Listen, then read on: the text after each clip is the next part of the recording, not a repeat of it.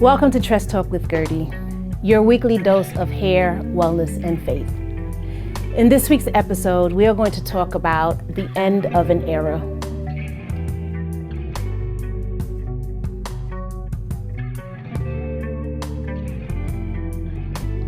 A few weeks ago, I made the decision to retire from full-time work behind the chair. As I thought about it, I realized that I've been doing this for 25 years, having one-on-one contact with different people from all walks of life, men, women, and children. As I close this chapter of my life, I wanted to take some time to really look back, to thank all of the people who allowed me to get to this point. While there's been some very high highs and some very low lows, overall, I'm so grateful to have had the opportunity to touch, not only physically with the gift that God has given me in my hands, but to touch hearts and lives, and I have forged some awesome, amazing friendships on this journey. Contrary to some people, they knew that this is what they wanted to do or any career choice since they were a child. For me, this wasn't what I ever thought I would do as a career choice. I actually was on path to being an attorney, and hair was something that naturally came to me, and I started at 8 years old, and it actually blossomed from there. Because of the way I was brought up and how I was raised, and my dad actually being an entrepreneur all of his life, he's the one that instilled in me how to be able to take my natural gifting and create a business from it. So my first business actually started when I was 8 years old. I was the neighborhood girl that did the braids, did the cornrows, started with my grandmother, to my sisters, to my cousins, and to my friends from school. From there, it was something that I loved to do, transformed my entire bedroom into my little mini salon. And through my dad's urging or threatening to stop running up his bills, slowly but surely started to charge. It came natural for me to be able to create a business wherever I was. For me, it wasn't necessarily business. I got a chance to do what I loved. And the biggest joy and the biggest satisfaction I got was from any person that left my chair, how they felt from how they looked, but more importantly, how they felt inside. Awesome conversations, awesome time of growing and learning, not only for them, but for me as well.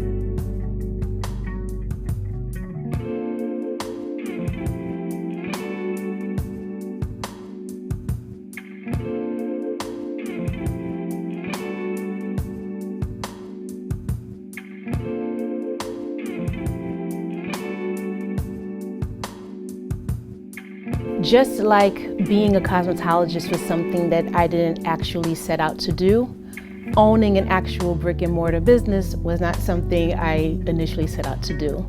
I was very comfortable working out of my parents' home until they broke the news to me that they sold the home and I had to move my business into a storefront.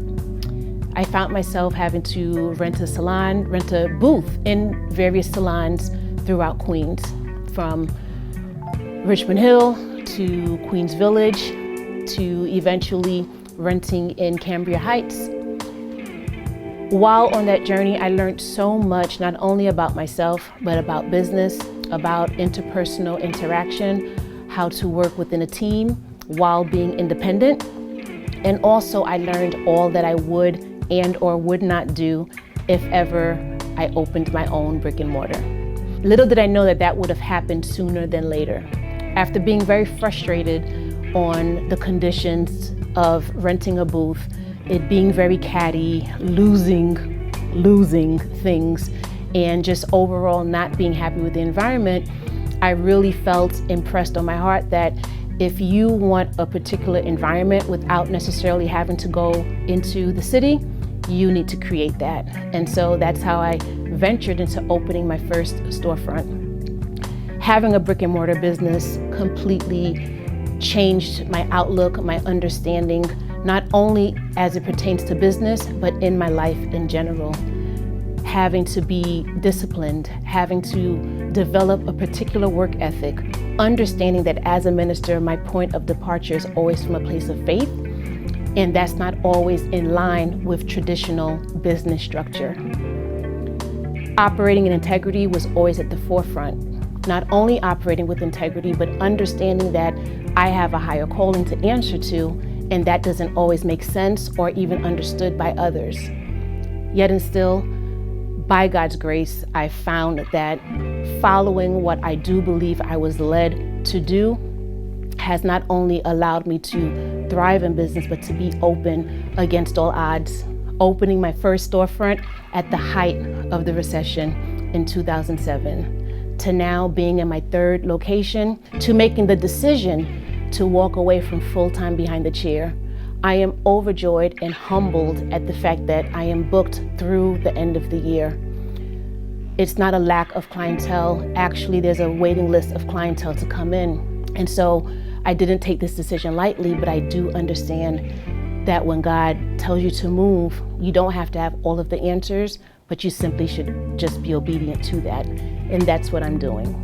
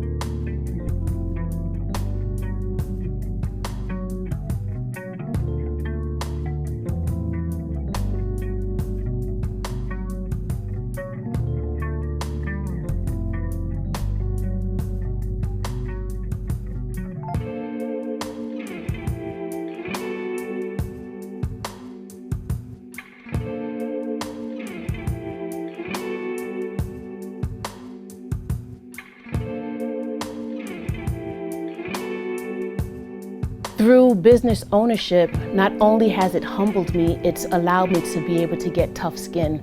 Being someone who's naturally sensitive and altruistic, I came wearing my emotions on my sleeve, very wet behind the ears, very young, in trying to not only run and operate a business, but trying to be somebody's boss. I learned quickly that there was a lot of internal work that I had to do with understanding not only my strengths, but my shortcomings, to not let those allow me to lower myself or to be afraid of them, but actually to lean in to the areas that I recognized very early on that I needed improvement in. The way I spoke to people, how I interpreted others' reactions, and understanding that when you are at the helm, that you take both the good and the bad, and being responsible for other people. Not an easy feat, and it's not something that you can walk into lightly. I'm grateful for all of the experiences, but I'm most grateful for the difficult experiences, because it taught me so much, not only about myself, but about people. At the end of the day, we all have an innate desire to be accepted, to be heard, and to be respected. And if nothing else, that is at the forefront of how I operated.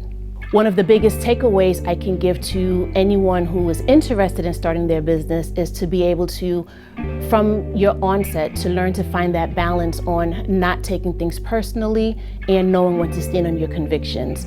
And that's a beautiful dance when you're able to find that sweet spot of balancing both.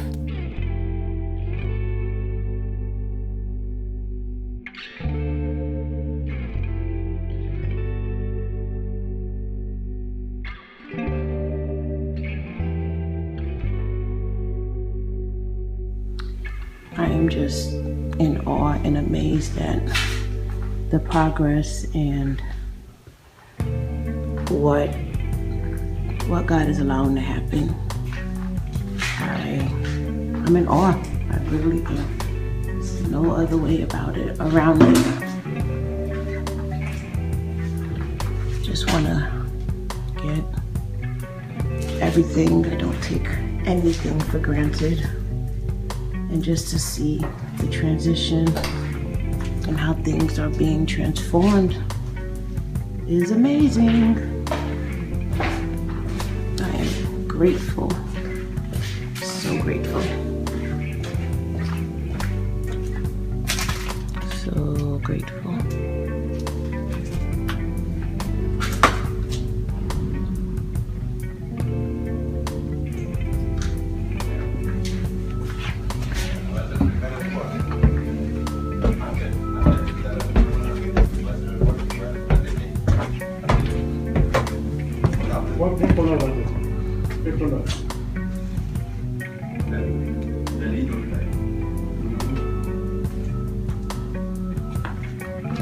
Lo que no quiere es que se vea así.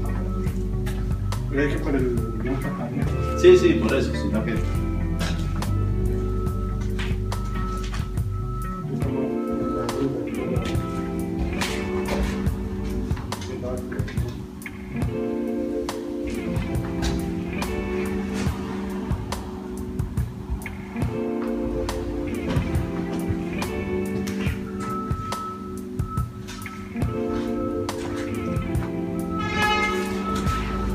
Okay, bye-bye.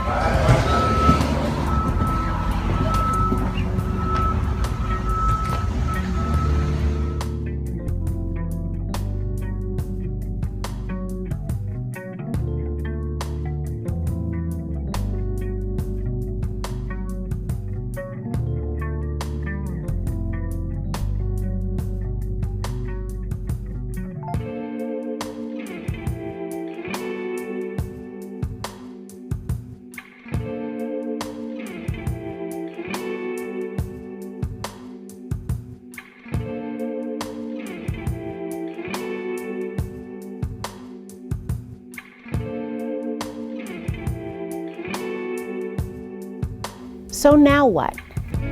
While I am retiring from being behind the chair full time, I most certainly am not retiring from the industry.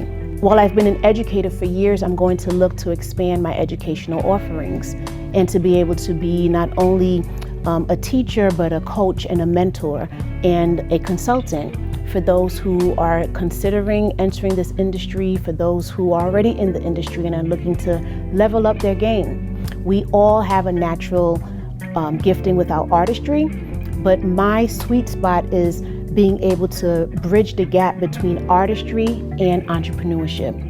I feel that there's a gaping hole that needs to be filled, and I do believe that it's my mission to do that, one artist at a time or in a group setting. In addition to being able to be an educator, really honing in on helping young Black women in particular to be to them what I didn't necessarily get coming up, to not only take their artistry and their natural gifting, but be able to undergird them with developing a business acumen so they can not only talk the talk, but walk the walk as well. In addition to being an educator, I look forward to being a coach and a consultant to entrepreneurs coming behind me, and to current entrepreneurs who know and they have a deep desire to level up, to be able to not only take their artistry to pour into them as artists, but also give them sound practices on being true professional entrepreneurs. So while this is the end of an era in being behind the chair full time, this is the beginning of a new way of showing up in business. I'm here for all of it, and I thank you for joining me.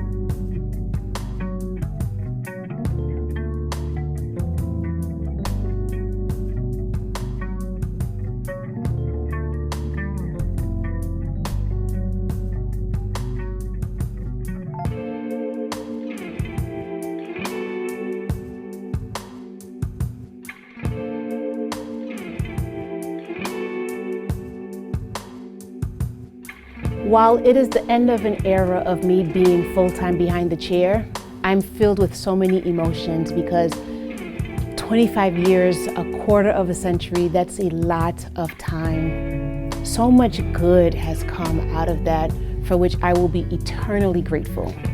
But while it's the end of the era, in one stance, it's the beginning of a whole new world of opportunities, and I cannot wait to embark on this new journey. So I choose to say goodnight and not goodbye.